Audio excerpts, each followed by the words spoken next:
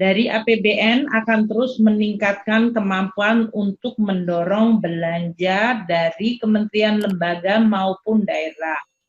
Hingga dengan semester kedua nanti masih akan ada belanja negara sebesar 1.171 triliun untuk belanja pusat dan 304,1 triliun untuk transfer ke daerah. Artinya untuk semester kedua ada anggaran sebesar 1.475,7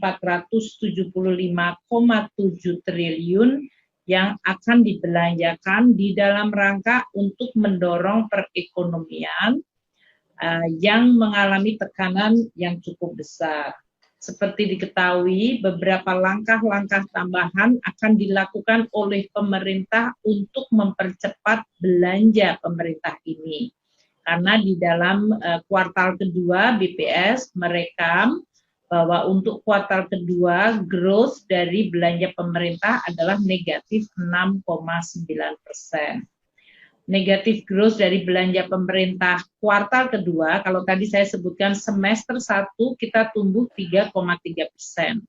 Namun kuartal kedua year on year-nya adalah negatif growth 6,9%. Meskipun pertumbuhan belanja quarter to quarter kita sebetulnya sudah tumbuh 22,3%. Nah, sampai dengan akhir tahun, langkah-langkah percepatan belanja akan dilakukan untuk bisa melindungi masyarakat, meningkatkan kemampuan kita di dalam menangani COVID, dan juga untuk mendorong usaha, dunia usaha, baik UMKM maupun korporasi, serta daerah. Dalam hal ini, langkah-langkah untuk peningkatan belanja dan inisiatif baru akan ditingkatkan di dalam melindungi masyarakat.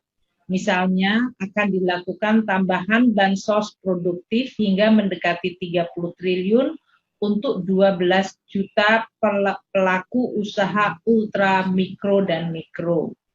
Pemerintah juga akan menambah tambahan bansos di dalam PEN ini untuk pemberian beras pada penerima PKH 10 juta orang dengan anggaran 4,6 triliun.